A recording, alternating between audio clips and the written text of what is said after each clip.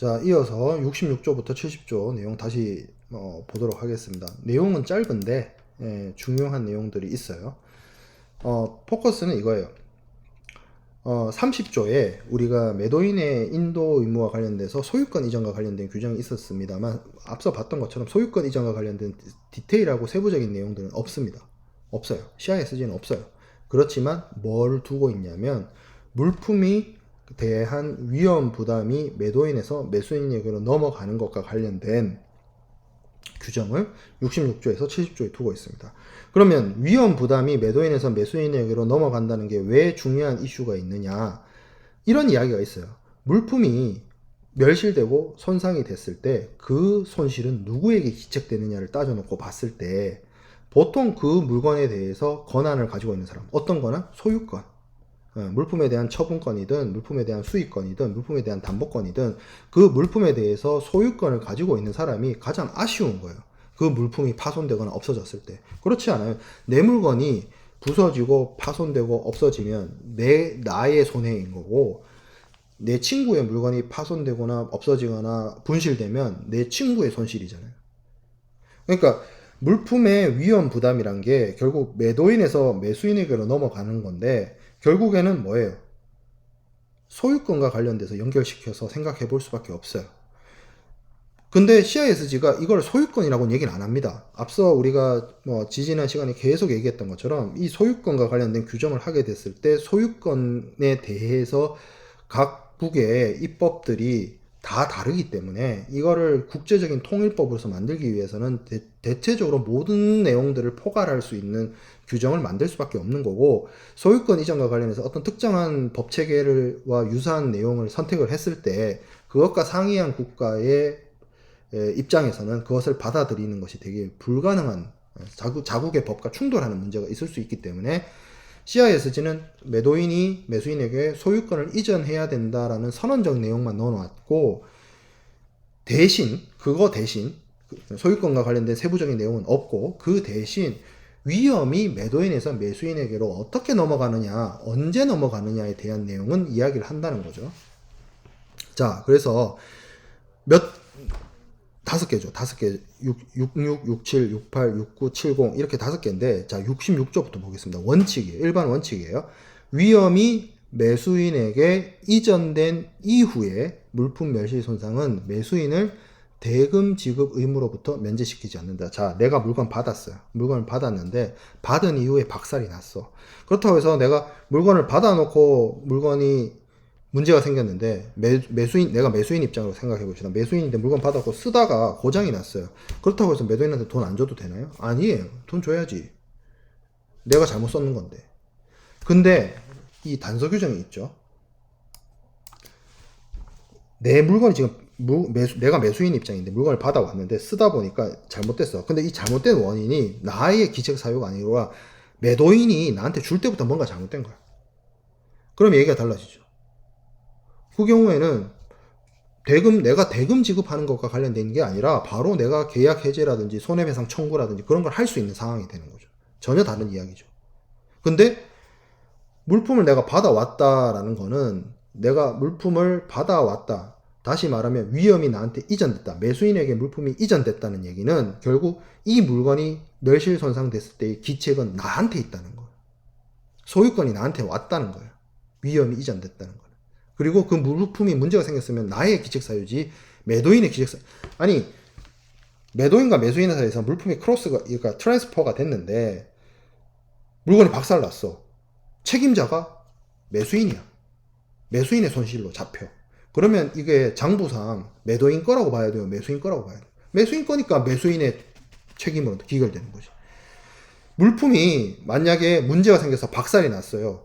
그거에 대해서 매도인이 책임져요. 매도인이 책임진다는 얘기는 결국 그거는 매도인 거란 얘기예요. 물건이 아직까지는. 이게 회계 원리를 공부하면 재고자산이 판매자의 재고자산으로 잡히느냐 매수인의 재고자산으로 잡히느냐, 그 이슈가 있거든요. 그 회계 원리의 재무회계에서, 재무회계 파트에서 재고자산을, 창고에 있는 재고를 매도인 걸로 잡을래, 그러니까 판매자 걸로 잡을래, 매수인 걸로 잡을래 와 관련된 거예요. 쉽게 말하면 그거와 결국엔 일맥상통하는 이야기입니다. 그렇죠? 예. 내가 받아온 이후에는 내 거가 되는 거고, 내가 책임지는 거고, 내가 문제가 생기면 내 손실로 기결되는 거고, 대금 지급 의무는 그거대로 해야지. 어차피 이거는 매매계약과 관련된 계약, 채권 채무 관계니까.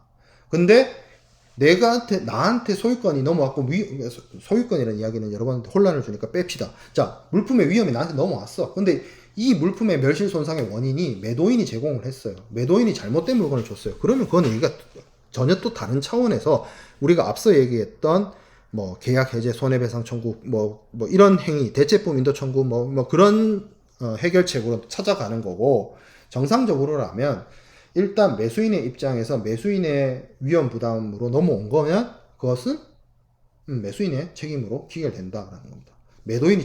매수인한테 위험이 넘어간 이후부터는 매도인은 책임이 없다. 그 얘기인 겁니다. 자, 67조 운송을 포함하는 매매에서 물품의 위험이 어떻게 넘어가느냐? 물품의 운송을 그러니까 물품 운송을 매매 계약에서 포함하고 있는 경우에 여기서 나눕니다. 매도인이 특정 장소에서 인도해야 할 의무가 없는 때는을 또 똑같이 전제를 하고 있어요. 31조처럼. 그리고 우리가 앞에서 봤던 62조였나?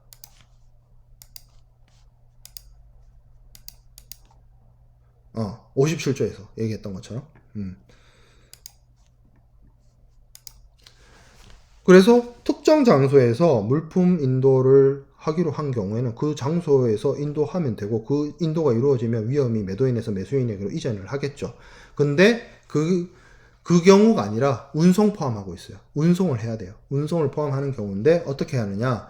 위험은 물품이 매매 계약에 따라서 매수인에게 송부되도록 하는데 운송을 포함하고 있으니까 운송인이 등장하겠죠.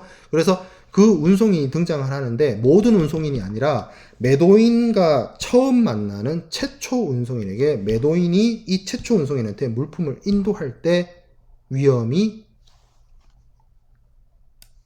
매수인한테 이전합니다.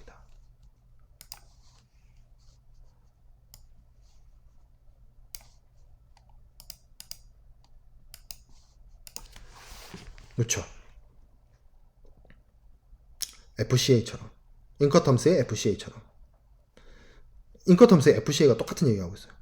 최초 운송인한테 물품 넘겨줄 때 물품의 인도가 이루어지고 거기가 매도인과 매수인의 위험 분기다. 이야기를 하고 있습니다. 자, 매도인이 특정 장소에서 물품을 운송인에게 인도해야 할 의무가 있는 경우에는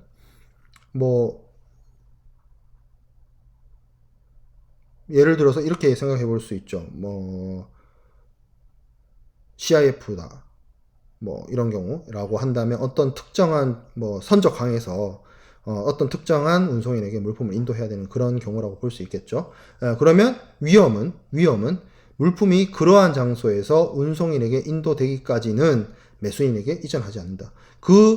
예를 들어서 CIF를 이야기를 하고 아니면 이제 FOB 부산이거나 아니면 CIF 뉴욕이거나 해서 어떤 선적항이 지정되어 있잖아요. 그 선적항에서 매도인이 지정한 운송인이든 매수인이 지정한 운송인이든 어쨌든 운송 계약에 어떻게 누가 그거에 대해 이 CISG 규정에서는 그걸 얘기를 하진 않으니까 어떤 경우든 어쨌든 선적항에서 어떤 운송인한테 물품을 넘겨주기로 되어 있는데 그거 넘겨주기 전에 매수인한테 위험 이전이 이루어질 리는 당연히 없겠죠.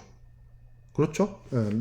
아직까지 매도인한테 있는 거죠. 매수인에게 이전하지 아니한다는 말은 뭐예요? 물품 위험의 부담이 누구한테 있다는 거예요? 매도인한테 있다는 얘기예요. 그렇죠? 매도인이 물품의 처분을 지배하는 소유를 보유하는 권한이 있다는 사실은 위험 이전에 영향 미치지 않는다. 물품의 처분을 지배하는 소유가 뭐예요? 선화증권이에요. 선화증권. 선화증권을 매도인이 아직도 갖고 있어. 그거 뭔 얘기예요? 이거 갖고 있어도 위험 이전한다. 그 뜻이에요. 위험 이전은 선화증권하고 상관이 없다. 이 얘기입니다. 쉽게 말해서 매도인이 아직 비해를 매수인에게 선화증권을 넘기지 않았어요. 하지만 물품의 위험 부담은 넘어갈 수 있다는 거예요. 자, 그럼에도 불구하고 위험은 물품이 화인, 선적서류, 매수인에 대한 통지, 기타 방법에 의해서 계약에 명확히 특정되기 전까지는 매수인에게 이전되지 않는다. 이건 다시 돌이켜보면 물품을 매도인이 매수인에게 위험 이전하기 위해서는 뭘 해야 되느냐? 불특정물 중에서 매도인 입장에서 매수인한테 파는 그 물건이 뭔지, 오늘 만들어진 초코파이, 내일 만들어질 초코파이, 어제 만들어진 초코파이 중에서 어떤 것이, 어떤 몇 개의 상자가 매수인한테 판매하는 그 상자인지를 명확화할 필요가 있고, 그게 돼야만 물품의 위험 이전이 일어난다는 거예요. 그러니까 물품의 최소 위험 이전이 일어나기 위해서는 뭐가 전제돼야 된다? 물품의 충당 내지는 특정이 있어야만 위험 이전이 있다. 그 이야기를 하고 있습니다. 67조에서. 자, 68조는 전혀 또 다른 얘기를 하고 있습니다. 운송 중 전매, 운송 중 물품의 매매에서 얘기를 하고 있어요. 운송 중에 매각된 물품에 대한 위험은 계약 체결 시에 매수인한테 이전한대요. 그러나, 이거 좀 더 읽어볼게요. 그러나 사정에 따라서는 위험은 운송 계약을 구현하고 있는 서류를 발행한 운송인에게 물품이 인도된 때로부터 매수인이 부담한다. 되어 있습니다. 자, 위에 거하고, 그러나 앞에 거하고, 요 뒤에 거를 나눠서 생각을 해봐야 되는데, 운송 계약을 구현하고 있는 서류, 뭘까요? 선화증권입니다. 이것도 선화증권이에요. 미리 얘기를 하면. 자, 운송 중에 매각이 됐대요.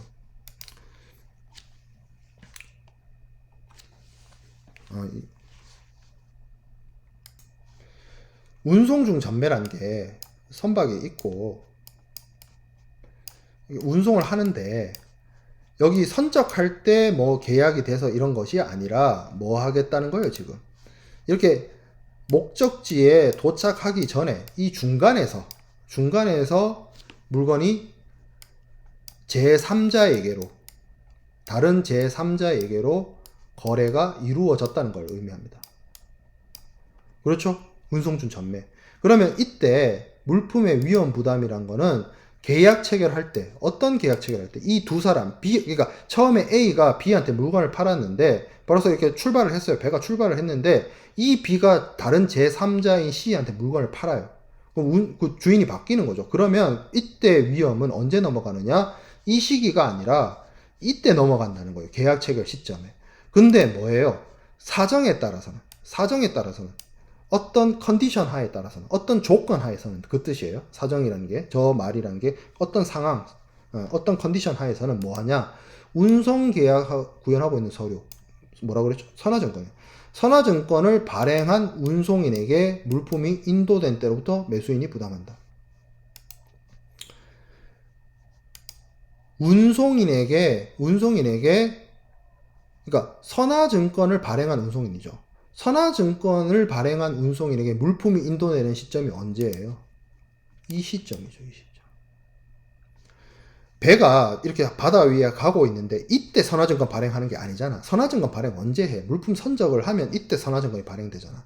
그러니까 위험 이전이 언제 된다라고 얘기를 했을 때 요때부터 매수인이 부담을 한다라고 했으니까 원래대로라고 하면, 자, 여기가 1번이에요. 이게 원칙이에요. 예. 그러니까 A라는 사람이 B라는 사람한테 물건 파는데 이 사람이 끝까지 물건을 자기 목적지까지 가는 게 아니라 이 B라는 사람이 중간에 물건이 이제 배 타고 가는 도중에 C한테 물건을 팔아. 그러면 원칙적으로 B가 C한테 물건 판 그 시점에 B에서 C에게로 물품의 위험이 넘어가야 되는데 어떻게 한다는 거야? 특별한 사정이 있으면 요 1번 시기가 아니라 선화증권을 발행하는 운송인이 물품을 받은 시점, 그러니까 선적되기 그 시점으로 위험 이전이 된다는 거예요. 그러면 여기서 매수인이 부담한다 했을 때 이 매수인은 누구냐? B냐 C냐? C죠. 이 사람이 처음에 매도인이었죠. 처음에 이 사람은 매수인이었습니다. 근데 중간에 한 번 더 거래가 이루어졌어요. 그러니까 처음에 매수인이었던 사람이 매도인으로 바뀌고 새로운 유매수인이 등장을 한 거예요. 그러니까 이 말인즉슨 특별한 사정이 있으면 이 세 번째 사람, C라는 사람이 위험을 가져가는 시기는 계약 체결 시점이 아니라 요 시점이 된다는 거예요. 그러면 그 특별한 사정이 뭔데? 그 특별한 사정의 대답은 그겁니다. 보험을 소급보험으로 들을 때. 보험을 소급보험으로 들을 때요. 자, 여기 있죠. 그럼에도 불구하고 매도인이 매매계약 체결 시에 물품이 이미 멸실 또한 손상되었다는 사실을 알았거나 알았어야 하는 경우에 이를 매수인에게 밝히지 아니한 때는 멸실 또는 손상은 매도인의 위험 부담에 속한다. 여기서 매도인은 누구냐? A냐 B냐? B입니다. 자, 이거는 물품을 선박에 적재를 해서 배가 출발을 했어요. 운송 도중에 있어요. 바다 망망대해에 떠 있어요. 근데 이 B라는 사람이 C한테 물건을 또 파는 거야. 자기가 물건을 받기도 전에 토스해버리는 거야. 뭐 여러 가지 이유가 있을 수 있습니다. 여러 가지 이유가 있을 수 있는데 물건이 아무런 문제가 상태가 없는 상태에서 넘겨주면 아무런 문제가 없지만 물건이 운항 도중에 뭔가 문제가 생겼어요. 그거를 B는 알고 있어. 근데 C는 몰라. 근데 C가 운항 중에 있는 배를 뭐 세울 수 있는 것도 아니고 확인할 방법이 없어. 그러니까 그걸 속이고 얘기 안 하고 B만 알고 C는 모른 채로 B가 C한테 넘겼다고 칩시다. 그럼 결국 그건 뭐예요? B는 이미 물건이 망가졌다는 사실을 알고 있지만 C는 정보 비대칭이 있어서 C는 모르는 상태에서 B가 C한테 물건을 넘긴 거잖아. 이거 B가 뭔가 뭐 한 거예요? 사기친 거죠, 쉽게 말하면. 그럼 어떻게 해야 돼요? 매도인한테 책임을 물어야 되죠. 그래서 뭔다? 매도인의 위험 부담에 속한다. 그래서 이 매도인이 누구다? 여기서 말하는 매도인이 누구다? 이 그림상에서 B입니다. 여기서 말하는 매수인은 누구다? C입니다. 운송 중 전매. 물품에 여기 지금 특별한 사정에 따라서는 이라고 하는 부분에 있어서의 내용은 해상 보험에 있어서의 소급 보험과 관련된 이슈가 있습니다. 이 부분은 조금 이것만으로도 해상 보험론에서 얘기해야 되는 사안이긴 한데 이거를 지금 얘기하기는 좀 이야기가 길어져요. 그래서 이거는 중간고사 이후에 우리가 다시 얘기하기로 하고 일단은 요 내용은 이렇게 정리를 할게요. 자, 그 다음에 69조로 넘어가도록 하겠습니다. 69조. 자, 67조, 68조에 해당되지 않아요. 위에 것도 그러니까 계약에 운송이 포함되지도 않았고 운송 도중에 물건이 주인이 바뀌지도 않았어요. 그런 경우에는 일반적인 그런 경우죠. 위험은 매수인이 물품을 인수한 때 또는 매수인이 적시에 이를 인수하지 아니한 경우에는 물품이 매수인의 임의 처분한 물품의 컨트롤이 매수인한테 넘어가고 그거를 안 받았을 때. 그러니까 요거는 요 부분 있죠. 매수인이 물품을 인수했을 때는 매수인의 물품 수령 의무를 제대로 해서 정상적인 경우를 얘기를 하고요. 요 뒤에 있는 이 부분은 뭐예요? 매수인이 제대로 안 받은 거예요. 제때 안 받은 거예요. 물품이 분명히 매수인의 임의 처분하라는 말이 매수인의 컨트롤 하에 물건이 들어왔다는 걸 의미하잖아요. 근데 안 했어. 수령 안 했어. 그래서 계약 위반이 됐어. 물품의 인도 수령 의무를 매수인이 제대로 안 했어. 그때 제대로 받든지 제대로 안 받아서 계약 위반을 하게 됐든지 그때 어떻게 된다? 매수인한테 위험 부담이 넘어갑니다. 이거는 정상적으로 물건을 받아갔기 때문에 매도인에서 매수인에게로 위험 부담이 넘어가는 거고요. 이 두 번째 경우는 매수인이 제대로 인도 수령 의무를 안 했기 때문에 그거를 매도인이 계속 들고 있을 이유도 없고 책임질 이유도 없죠. 제가 계약 위반을 한 거, 매수인이 계약 위반을 한 거니까. 그러니까 그냥 떠넘기는 거야. 네가 받든 말든 떠넘긴 거고 결국에 그런 상황이 됐다면 매도인은 자신의 인도 의무를 정상적으로 했음에도 불구하고 매수인이 인도 수령 의무를 제대로 이행하지 않았을 때는 그 책임이 매수인한테 있기 때문에 이때도 매수인한테 위험 부담이 넘어갑니다. 자, 근데 매수인이 매도인의 영업소 이해 장소에서 물품을 인수해야 하는 경우에는 위험은 인도의 길이 도래하고 그 물품이 그러한 장소에서 매수인의 입인 처분하에 적시된 사실을 매수인이 안 때 이전한다. 왜냐하면 그러니까 매도인 영업소 아닌 장소에서 받는 거기 때문에 위험의 이전이라는 거는 정상적으로 기일 도래하고 그 장소에서 도착해서 매수인의 통제하에 완전히 왔을 때 매수인이 받아야 되는 거겠죠. 자, 그리고 계약에 의해서 아직 특정되지 않은 거, 불특정물이에요. 불특정물. 이거는 당연히 특정화가 된 다음에야 매수인의 임의 처분하게 넘어가겠죠. 공장에 한가득 쌓여 있는 초코파이 상자 중에 어느 게 매수인한테 넘어가는 물건인지가 명확해져야 매수인의 위험 부담이 넘어가는 거죠. 자, 이렇게 생각해 볼게요. 그 초코파이 공장에 수만 상자가 있어요. 나 오리온이 그렇게 쌓아놓는지는 난 잘 모르겠어요. 그냥 예시를 드는 거예요. 나 그냥 생각이 나서. 자, 근데 그 중에서 한 10,000상자가 이제 누가 사가는 거예요. 근데 이거를 오리온에서 저 사람한테 넘기는 그 10,000상자를 특정화시키지 않은 상태에서 공장에 불이 나서 한 10,000상자가 다 탔다 칩시다. 그럼 매수인한테 책임이 없는 거예요. 왜? 매수인 거라고 특정화되지 않고 그냥 매도인의 공장에 쌓여 있는 원 오브 댐이니까. 그런 겁니다. 그러니까 특정하다.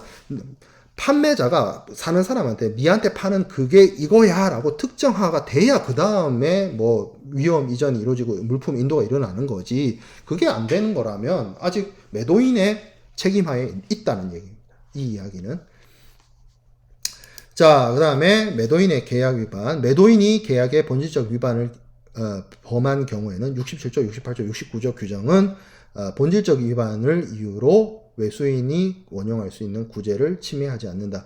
자, 그러니까 매수인이 선택할 그러니까 매도인이 잘못을 했어요. 그러니까 잘못된 물건을 이제 넘기는 거예요. 잘못된 물건을 넘기는 거예요. 근데 여기서 보면 어떤 뭐 위험 부담의 책임이 매수인한테 넘어가고 이런 것들이 있죠. 그런 것들하고 상관없이 매도인이 뭔가 잘못된 본질적인 계약 위반을 했다라고 한다면 매수인 입장에서 물품을 수령을 해야 된다든지 이게 약간 매수인 입장에서 벌칙 규정 같은 것들이 있거든요. 이게 이제 사실은 조기 이전과 관련된 물품의 조기 이전과 관련된 이슈가 있는데 이런 것들하고 상관없이 그냥 매수인이 거기에 대해서 구제책이나 이런 걸 할 수 있습니다. 그러니까 쉽게 얘기하면 매도인이 잘못된 물건, 완전 본질적인 계약 위반을 한 물건을 매수인한테 넘긴다면 매수인한테 위험 부담이 넘어왔다. 매수인에게 위험이 이전이 됐다 하더라도 매수인은 거기에 대해서 자신의 정당한 구제를 할 수 있다. 아무런 문제 없이 할 수 있다. 그 얘기를 이야기하고 있는 거예요.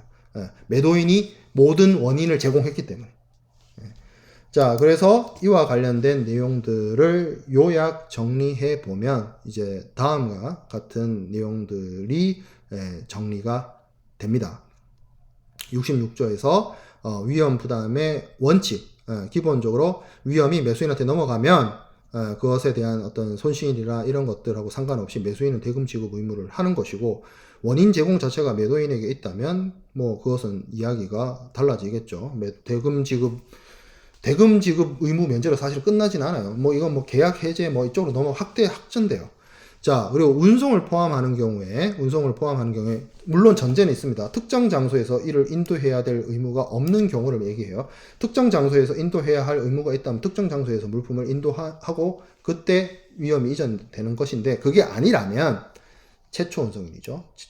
최초 운송인 할 때 되는 것이고 그리고 물품의 처분을 지배하는 서류 이거 선화증권 그러니까 매도인이 선화증권을 들고 있다 하더라도 매수인한테 물품의 위험이 이전되는 것이 뭐 안 된다거나 막힌다거나 그렇지 않다. 그 별개로 볼 수 있다는 거고 운송 중 물품 매매에 대해서는 원칙적으로 1번 시기에 매도인에서 매수인에게로 결국 이 시매수인에게로 물품의 위험 부담이 넘어가지만 어떤 경우 특별한 사정, 운송을 담보하는 보험 이 부분에 있어서는 우리가 중간고사 이후에 다시 설명을 하도록 하겠습니다. 이 경우에는 운송 서류를 발행한 운송인에게 물품을 인도한 때 그러니까 2번 시기로 시간이 앞당겨져서 시매수인에게 위험 부담이 넘어간다는 것.